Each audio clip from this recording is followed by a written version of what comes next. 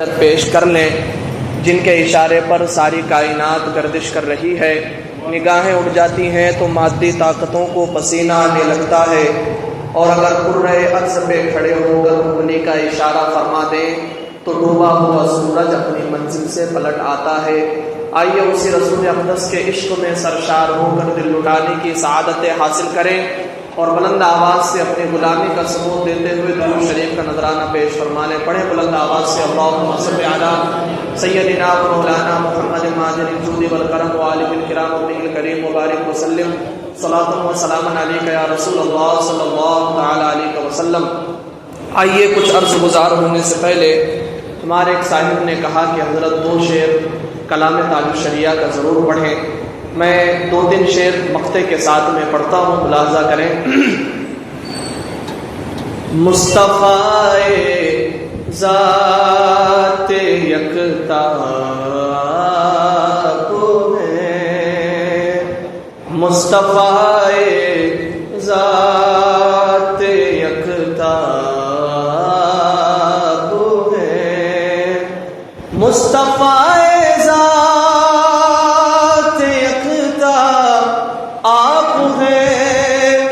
مصطفیٰ ذات یکتا آپ ہے، یک نے جس کو یک بنایا تو ہے، یک نے جس کو یک بنایا تو ہے، اور آپ کی طلعت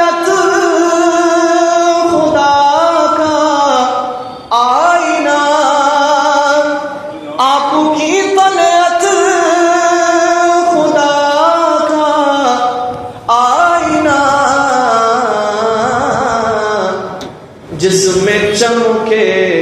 حق کا جلوہ تو ہے، جس میں چمکے حق کا جلوہ تو ہے، اور آپ کی طلعت کو دیکھا جان دی، آپ کی طلعت جان دی، قبر میں پہنچا تو دیکھا تو ہے، قبر میں پہنچا تو دیکھا تو ہے، قبر میں پہنچا تو دیکھا تو ہے، اور آپ سے پھر سائل ہوں میں، آپ سے پھر آپ کا سائل ہوں میں، جانے جہاں میری تمنا وہ ہے، جانے جہاں میری تمنا وہ ہے، بردرت آمد بہرے سوال، بردرت آمد گدا بہرے سوال، ہو بھلا اختر کا داتا وہ ہے، ہو بھلا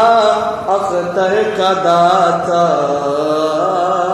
وہ ہے۔ درود پاک پڑھیں اللہم صل علی سیدنا و مولانا محمد ماجد الجود والکرم وآلہ الکرام وابنہ الکریم وبارک وسلم صلاۃ و سلام علیک یا رسول اللہ صلی اللہ تعالی علیہ وسلم۔ نگاہیں مرد مومن سے بدل جاتی ہیں تقدیریں، نگاہیں مرد مومن سے بدل جاتی ہیں تقدیریں، اور آفاق میں پھیلے گی کب تک نہ مہک تیری، گھر گھر لیے پھرتی ہے پیغام صبا تیرا، گھر گھر لیے پھرتی ہے پیغام صبا تیرا، اور دل ہے وہ دل جو تیری یاد سے معمور رہا، دل ہے وہ دل جو تیری یاد سے معمور رہا،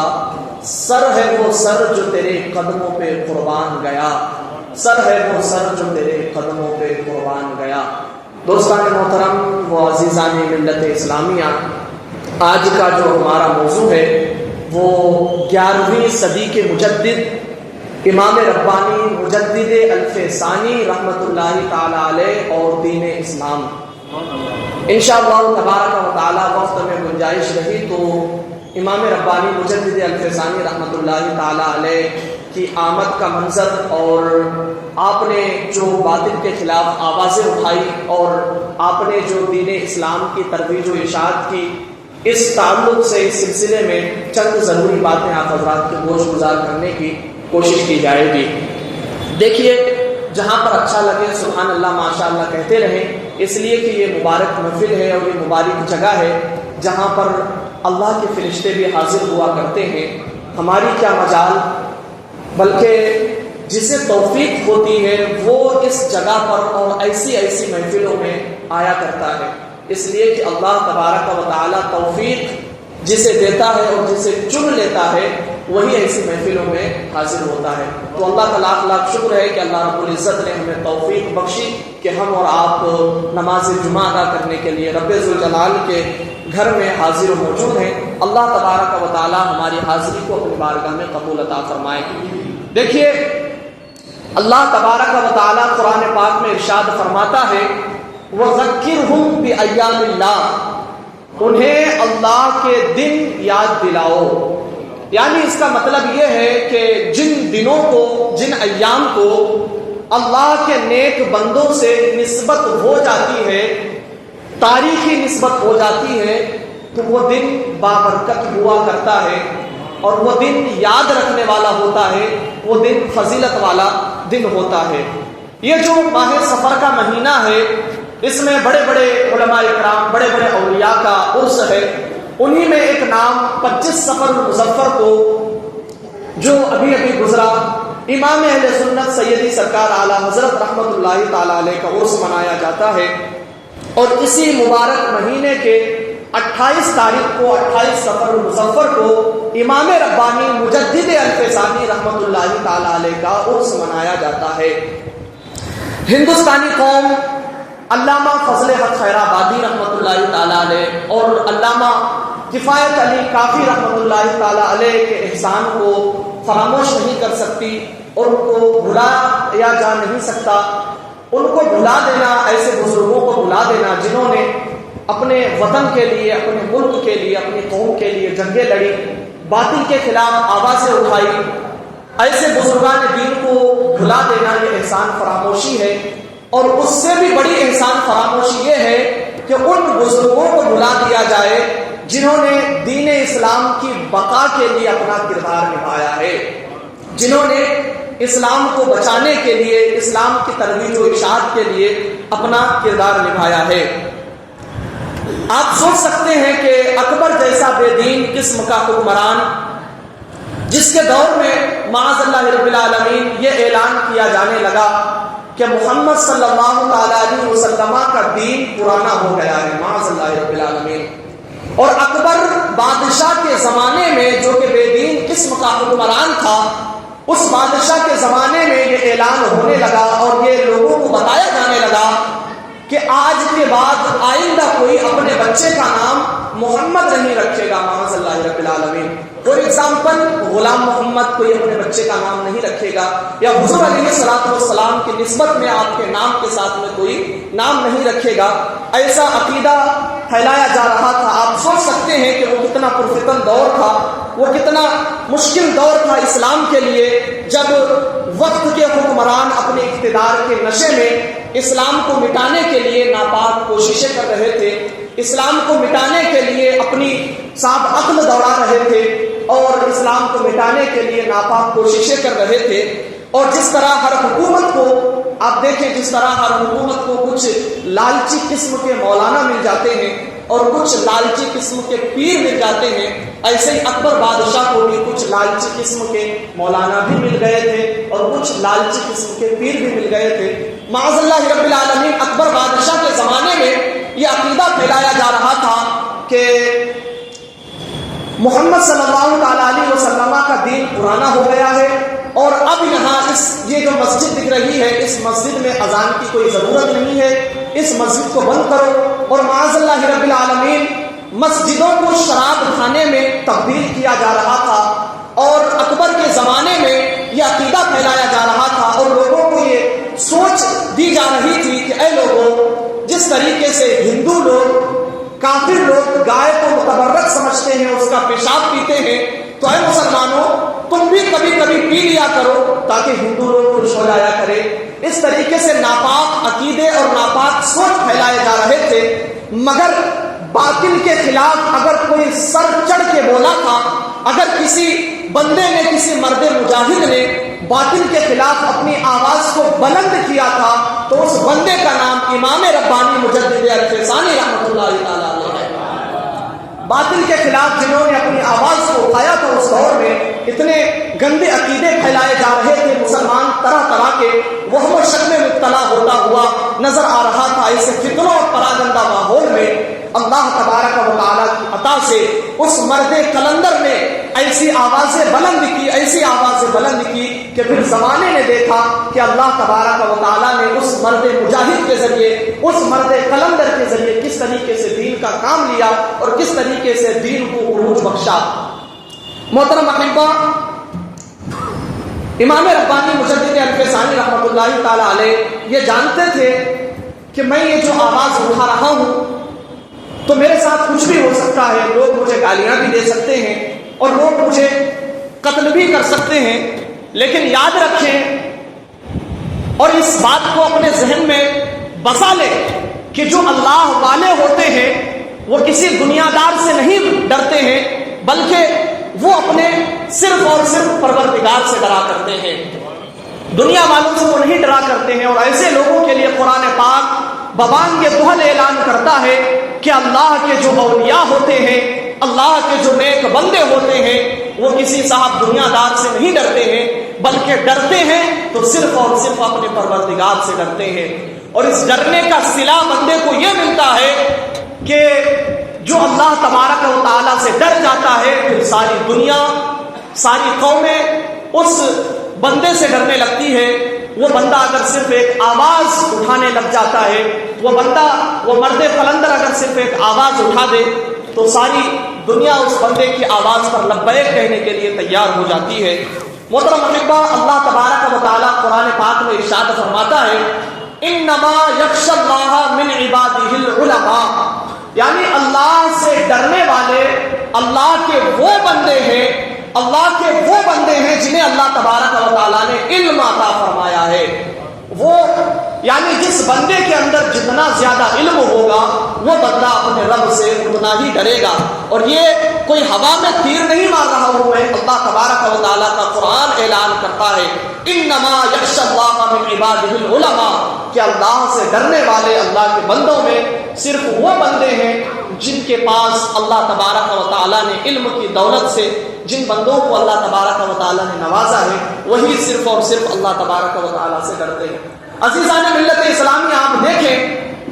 کہ اگر آپ ذرا اس سچویشن کو ملاحظہ کریں، اس کیفیت کو ذرا فیل کریں، دیکھیں ایک طرف تو صاحب یہ نعرہ لگایا جا رہا ہے کہ محمد صلی اللہ تعالیٰ علیہ وسلم کا دین پرانا ہو گیا ہے، اور دوسری طرف ہماری مسجدوں کو بند کیا جا رہا ہے، دوسری طرف یہ کہا جا رہا ہے کہ صاحب جس طریقے سے غیر لوگ پیشاب کو پیتے ہیں گائے کا، اس طریقے سے مسلمان بھی پی لیا کریں، کوئی مذائقہ نہیں ہے تاکہ ہندو لوگ خوش رہ جائیں،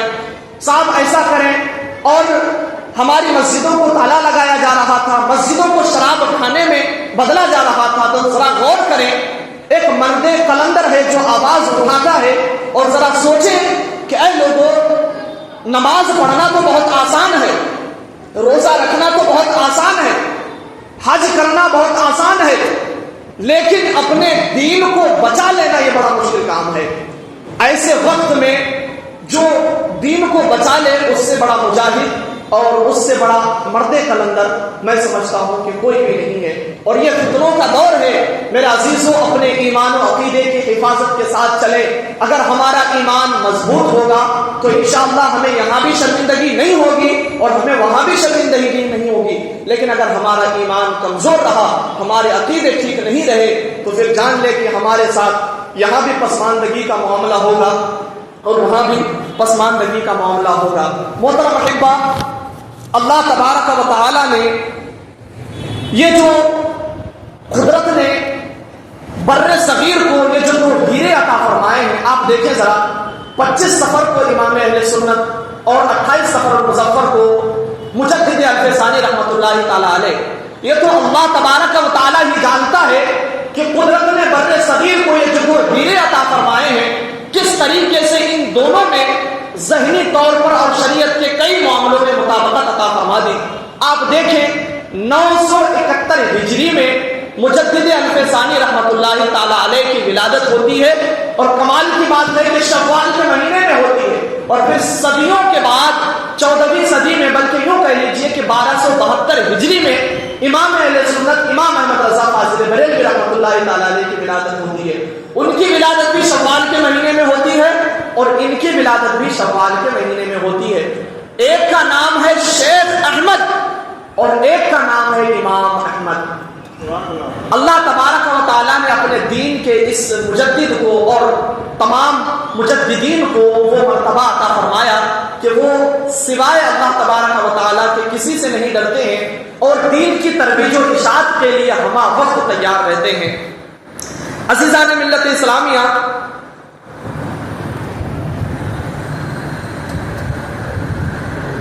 امام ربانی مجدد الفسانی رحمۃ اللہ تعالی علیہ کا وہ بلند و بالا مقام ذرا دیکھیں آپ کہ ان کی پیدائش سے پہلے ان کے والد نے خواب دیکھا۔ ان کی پیدائش سے پہلے امام ربانی مجدد الفسانی رحمۃ اللہ تعالی علیہ کے والد محترم نے آپ کی پیدائش سے پہلے خواب دیکھا، اور خواب میں کیا دیکھا کہ ایک ستارہ، ایک چاند آپ کی گود مبارک پہ آ جاتا ہے، اور اس ستارے کی روشنی پورے گھر میں جو ہے وہ چمکتی ہوئی نظر آتی ہے۔ تو صبح بیدار ہونے کے بعد جب علماء کرام کی بارگاہ میں جاتے ہیں اور اس خواب کو بیان کرتے ہیں تو علماء کرام اس خواب کی تعبیر یوں بیان کرتے ہیں کہ آپ کے گھر میں ایک ایسا بچہ پیدا ہوگا، ایک ایسا بچہ پیدا ہوگا جس کی کرنیں پورے ورلڈ میں چمکتی ہوئی نظر آئے گی۔ آپ کے گھر میں ایک ایسا بچہ پیدا ہوگا جو دین کی ایسی خدمت کرے گا جس کی شعاعیں پوری دنیا میں نظر آئے گی۔ اور 1857 عیسوی میں یہ علماء کرام جانتے ہیں اور آپ میں سے بہت سارے لوگ بھی جانتے ہوں گے، 1857 عیسوی میں جس طریقے سے انگریز نے بڑے بڑے علماء کرام کو پکڑ پکڑ کے پھانسی کے پھندے پر چڑھا دیا، جس طریقے سے دین کی ترویج و اشاعت کرنے والے علماء کرام کو، دین کی ترویج و اشاعت کرنے والے بڑے بڑے اکابر کو انگریز نے پھانسی کے پھندے پر چڑھا دیا، گولیوں سے اڑا دی اور صاحب موت کے گھاٹ اتار دیے اور ان کو شہادت کا جام پلا دیا۔ جس طریقے سے یہ سارا کچھ ہوا، اس سب کا مقصد ایک ہی تھا، انگریز کا مقصد ایک ہی تھا کہ دین اسلام جو ہے وہ ہندوستان سے مٹ ہی جائے۔ انگریز کا مقصد کیا تھا کہ ہندوستان سے دین اسلام مٹ جائے۔ اسی لیے ان لوگوں نے علامہ فضل حق خیرآبادی رحمۃ اللہ تعالی علیہ کو پھانسی کے پھندے پر چڑھا دیا، علامہ کفایت علی کافی رحمۃ اللہ تعالی علیہ کو جو ہے وہ شہادت کے مرتبے سے فائز کر دیا۔ اور دنیا نے یہ دیکھا، تاریخ میں یہ سارا کچھ موجود ہے، دہلی سے لے کر کے کشمیر تک کوئی ایسا درخت نہیں تھا، کوئی ایسی جگہ موجود نہیں تھی جہاں پر ہمارے علماء کرام رحمہم اللہ تعالی علیہ اجمعین کی لاشیں نہ پڑی ہو۔ انگریز نے اس طریقے سے ظلم و ستم کیا کہ ہمارے علماء کرام کی لاشوں کو درختوں پر، ٹہنیوں پر اس طریقے سے باندھا کہ لوگ یہ سوچے کہ صاحب یہ بہت بڑی طاقت ہے، ان کا سامنا کرنا، ان کا مقابلہ کرنا یہ تو بہت مشکل کام ہے۔ اور انگریز کا صرف اور صرف ایک مقصد تھا کہ ہندوستان سے دین اسلام مٹ جائے، مگر ان ظالموں کو، ان بے دینوں کو، ان کافروں کو کیا معلوم کہ یہ دین اسلام مٹنے کے لیے نہیں آیا ہے، یہ دین اسلام غالب ہونے کے لیے آیا ہے۔ یہ دین اسلام مٹنے کے لیے نہیں آیا ہے، یہ دین اسلام کو غالب ہونے کے لیے آیا ہے۔ اور امام اہل سنت فرماتے ہیں کہ دل ہے وہ دل جو تیری یاد سے معمور رہا، سر ہے وہ سر جو تیرے قدموں پہ قربان گیا۔ یاد رکھیں عزیزوں، یہ دین مٹنے کے لیے نہیں آیا ہے، یہ دین اوپر بلند ہونے کے لیے آیا ہے، اور وقت آیا تو یہ دنیا دیکھے گی، قیامت تلک یہ دنیا ضرور دیکھے گی اور ضرور معائنہ کرے گی کہ دنیا میں اگر کوئی دین باقی رہے گا تو وہ صرف اور صرف دین اسلام ہی باقی رہے گا۔ اور یہ میں نہیں کہہ رہا ہوں، اللہ تبارک و تعالیٰ کا قرآن کہتا ہے۔ اللہ تبارک و تعالیٰ قرآن پاک میں ارشاد فرماتا ہے ان الدین عند اللہ الاسلام، اللہ کے نزدیک اگر کوئی پسندیدہ دین ہے تو وہ کوئی اور دین نہیں ہے بلکہ وہ دین اسلام ہے۔ امام اہل سنت فرماتے ہیں رہے گا یوں ہی، ان کا چرچا رہے گا، پڑے خاک ہو جائیں جل جانے والے، پڑے خاک ہو جائیں جل جانے والے۔ عزیزان ملت اسلامیہ، یہ دین اوپر بلند ہونے کے لیے آیا ہے، اور یہ دین ہمیشہ اپنی بقا کے ساتھ انشاءاللہ تبارک و تعالی باقی رہے گا، اور اس کی تجویز و اشاعت کرنے والے، اس کی ترویج و اشاعت کرنے والے ہر دور میں اللہ تبارک و تعالی ایسے بندوں کو معمور فرما دے گا۔ حدیث پاک ہے، اللہ کے رسول علیہ الصلوۃ والسلام ارشاد فرماتے ہیں ان اللہ یبعث لهذه الامه على راس كل 100 سنه من یجدد لها دینها، یعنی ہر 100 سال کے بعد اللہ تبارک و تعالی اس دین میں، اس دنیا میں ایک ایسے بندے کو ضرور بھیجے گا جو اسلام کی عروج و بقا کے لیے ہمہ وقت لڑتا رہے گا۔ اور دین میں جس طریقے سے بگاڑ پیدا ہوگا، اللہ تبارک و تعالی ہر 100 سال کے بعد ایک ایسے مرد مجاہد کو بھیجے گا جو دین و اسلام کی ترویج و اشاعت کرے گا، اور جس طریقے سے دین میں بگاڑ پیدا ہوگا وہ ان سب کا مقابلہ کرتے ہوئے دین کی ترویج و اشاعت کے لیے، دین کے عروج کے لیے ہمہ وقت جو ہے اپنے دین کے بقا کے لیے لڑتا رہے گا، اور اپنے دین کی جو ہے وہ ترویج و اشاعت کے لیے ہمہ وقت کوشاں رہے گا۔ عزیزان ملت اسلامیہ، 11ویں صدی میں آپ یوں دیکھیں، میں نے جب غور کیا اس آیت کریمہ کی تفسیر پر اور اس آیت کریمہ کے پڑھنے کے بعد مجھے جو لطف ملا، آپ دیکھیں اللہ تبارک و تعالیٰ قرآن پاک میں ارشاد فرمایا وَرَفَعْنَا لَكَ ذِكْرَكَ، یعنی اے محبوب صلی اللہ تعالیٰ علیہ وسلم، ہم نے آپ کے ذکر کو بلند کر دیا ہے، ہم نے آپ کے لیے آپ کے دین کو بلند کر دیا ہے۔ اور کس طریقے سے اللہ تبارک و تعالیٰ نے حضور کے ذکر کو بلند کیا ہے، ذرا دیکھیں۔ اللہ کے رسول علیہ الصلوۃ والسلام کے بعد دین میں جب بگاڑ پیدا ہوا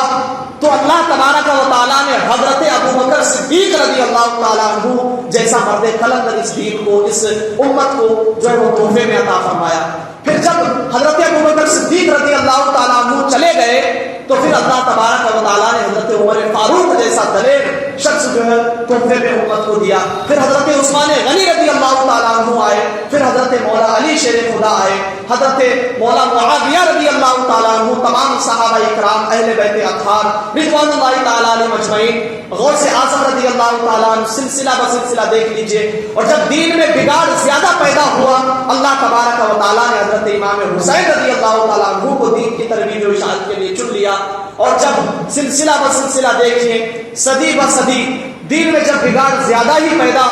ہونے لگا تو اللہ تبارک و تعالیٰ نے 11ویں صدی کے مجدد امام ربانی مجدد الف ثانی رحمۃ اللہ تعالیٰ علیہ کو جو ہے وہ بھیج دیا۔ پھر 14ویں صدی میں اللہ تبارک و تعالیٰ نے امام احمد رضا فاضل بریلوی رحمۃ اللہ تعالیٰ علیہ کو بھیج دیا۔ میرے عزیزوں، یہ دین اسلام ہمیشہ سے ہے اور انشاءاللہ تبارک و تعالیٰ ہمیشہ ہی رہے گا۔ آپ دیکھیں، ذرا غور کریں، آج کچھ لوگ کہتے ہیں کہ صاحب برے کو برا نہ کہا جائے۔ جس طریقے سے فتنے اٹھتے ہیں اس طریقے سے اللہ کے نیک بندے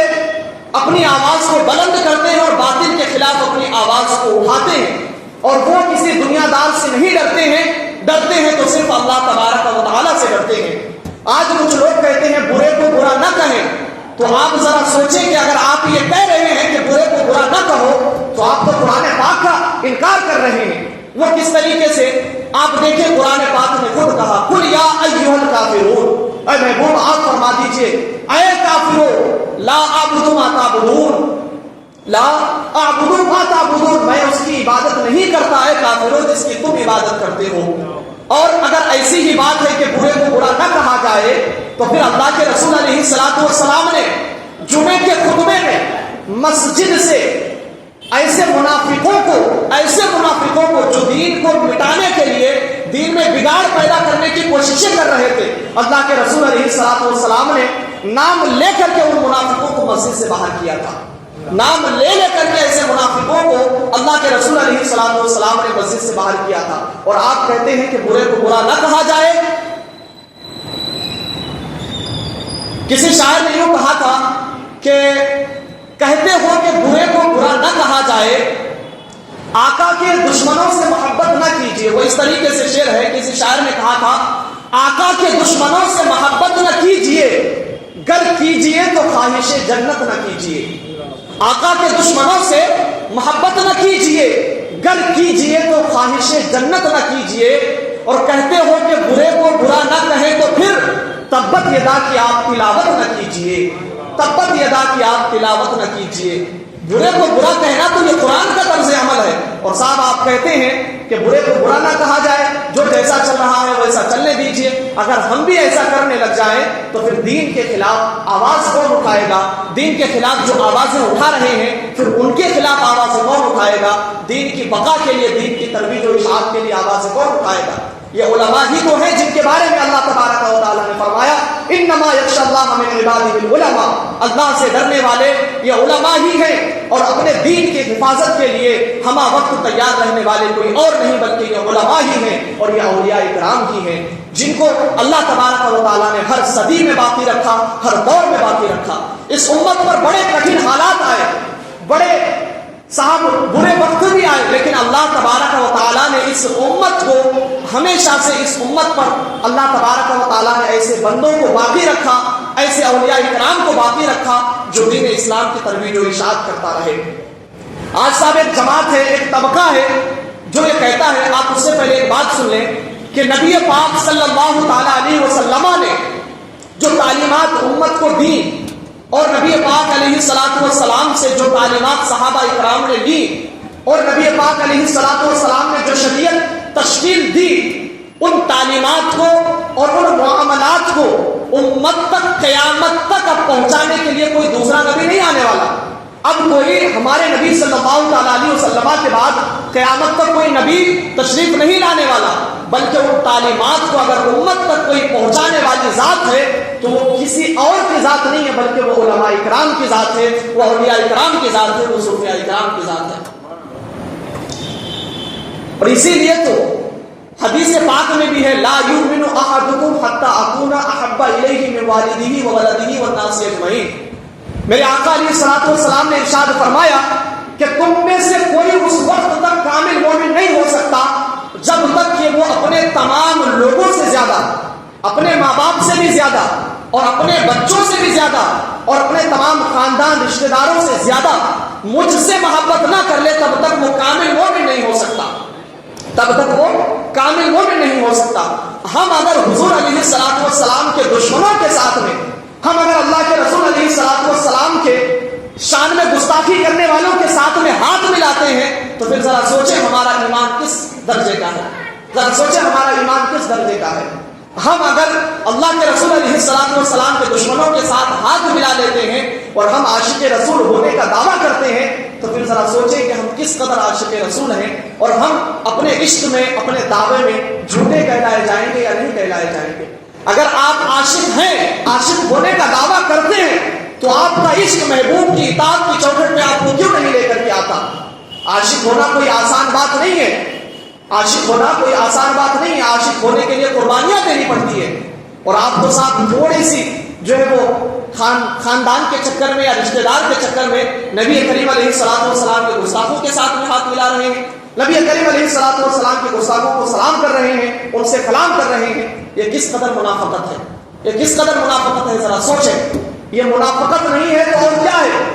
آپ صاحب ظاہر میں تو یہ اعلان کر رہے ہیں کہ ہم عاشق رسول ہیں، لیکن باطن میں آپ کا حال یہ ہے کہ آپ نبی کریم علیہ السلام کے گستاخوں کے ساتھ میں ملتے جلتے ہیں، کھانا کھاتے ہیں، ان کے ساتھ میں رہن سہن کرتے ہیں، ان سے بات چیت کرتے ہیں۔ یاد رکھیں لوگوں، بریلی کے قلندر نے ببانگ دہل لوگوں کی پرواہ نہ کرتے ہوئے دین اسلام کی بقا کے لیے لوگوں کو یہ درس دیتے ہوئے کہا تھا کہ اے لوگوں یاد رکھنا، میرا سب کچھ لٹ سکتا ہے، میرا سب کچھ برباد ہو سکتا ہے، میرا خاندان تباہ ہو سکتا ہوتا ہے، مگر یاد رکھنا لوگوں، نبی کریم علیہ الصلوۃ والسلام کے دین کے لیے، نبی کریم علیہ الصلوۃ والسلام کے شریعت کے لیے مجھے جو بھی کرنا پڑے میں کرتا رہوں گا، اور جو بھی قربانیاں دینی پڑے میں قربانیاں دیتا رہوں گا۔ اور اس عاشق نے، یعنی میری مراد سیدی سرکار تاج الشریعہ علیہ رحمت و رضوان ہے، لوگوں کو یہ اعلان کرتے ہوئے، درس دیتے ہوئے کہا تھا کہ اے لوگوں، نبی سے جو ہو بیگانہ اسے دل سے جدا کر دے۔ شاید آپ لوگوں کے سمجھ میں نہیں آ رہی ہے، ذرا عاشق رسول ہیں تو اپنے عشق کا اظہار بھی کریں اور کبھی کبھی بول بھی دیا کریں۔ یوں تو ہم کہتے ہیں کہ ہم نبی کے لیے جان دے دیں گے، لیکن ہمارے نبی کی بات آتی ہے تو ہماری آواز تک بلند نہیں ہوتی ہے۔ اس بریلی کے قلندر نے کہا تھا، نبی سے جو ہو بیگانہ اسے دل سے جدا کر دے، پدر مادر برادر مال و جان ان پر فدا کر دے،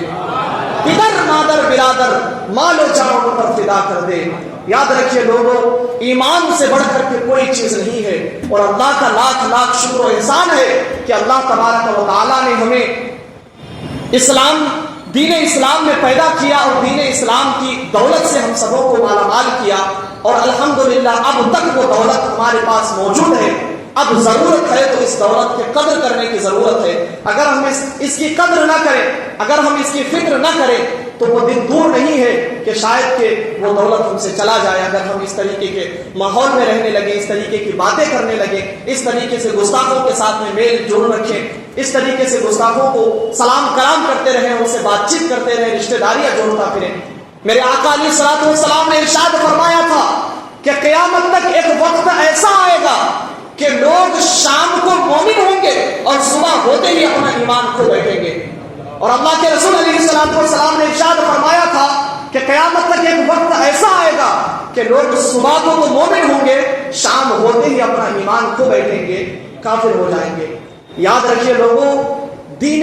اسلام یوں سمجھ لیجئے کہ ایمان کی دولت سے بڑھ کر کے کوئی دولت نہیں ہے۔ ہمیں سب چیزوں میں، دنیاوی معاملات میں ہو یا اخروی معاملات میں ہو، سب سے پہلے ہمیں اپنے ایمان کو مقدم رکھنا پڑے گا۔ پھر ہم اپنے ایمان کے تحت دیکھیں کہ ہمارا ایمان یہ گواہی دیتا ہے کہ نہیں، ہماری شریعت یہ گواہی دیتی ہے کہ نہیں، ہماری شریعت یہ اجازت دیتی ہے کہ نہیں کہ ہم یہ کام کریں۔ اگر ہم اس کام کو کریں گے تو اس کا کیا انجام ہوگا، اگر ہم اس کام کو کریں گے تو اس سے کیا معاملہ پیش آئے گا۔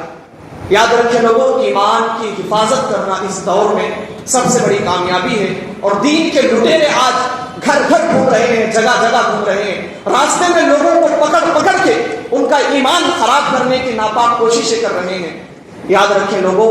ہمارا ایمان اگر سلامت ہے تو چاہے کچھ بھی ہو جائے ہم گناہگار ضرور ہوں گے، لیکن انشاءاللہ تبارک و تعالی حضور علیہ الصلوۃ والسلام کی شفاعت کی بدولت گناہوں کی سزا بھگتنے کے بعد جنت میں ضرور جائیں گے۔ لیکن اگر ایمان سلامت نہیں رہا تو چاہے بندہ جتنی بھی عبادت کر لے، زندگی بھر عبادت کر لے، اگر ایمان سلامت نہیں ہے تو اس کا ٹھکانہ آخرکار جہنم ہوگا۔ اس لیے آج کل کے ایمان کے لٹیروں سے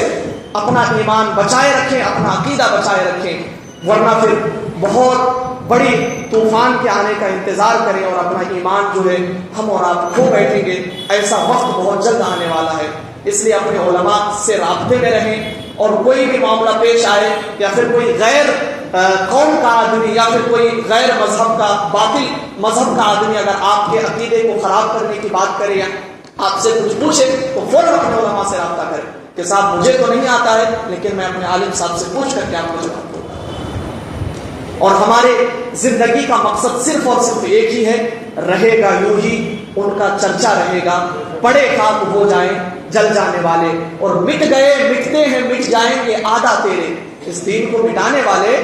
بہت سارے سورما پہلے بھی آئے ہیں اور آج بھی اور آئیں گے بھی، لیکن یہ جو دین اسلام ہے یہ ہمیشہ باقی رہنے والا ہے، اور قیامت تک یہ دین اسلام باقی رہے گا۔ اور دنیا دیکھے گی کہ ساری دینیں ختم ہو جائیں گی لیکن صرف اور صرف باقی رہنے والا دین دین اسلام ہوگا۔ مٹ گئے مٹتے ہیں مٹ جائیں گے آدھا تیرے، نہ مٹا ہے نہ مٹے گا کبھی چرچا تیرا۔ اور ہمیں بابا جی بتا کے گئے ہیں کہ انہیں جانا انہیں مانا، نہ رکھا غیر سے کام، للہ الحمد میں دنیا سے مسلمان گیا، للہ الحمد میں دنیا سے مسلمان گیا۔ اللہ تبارک و تعالی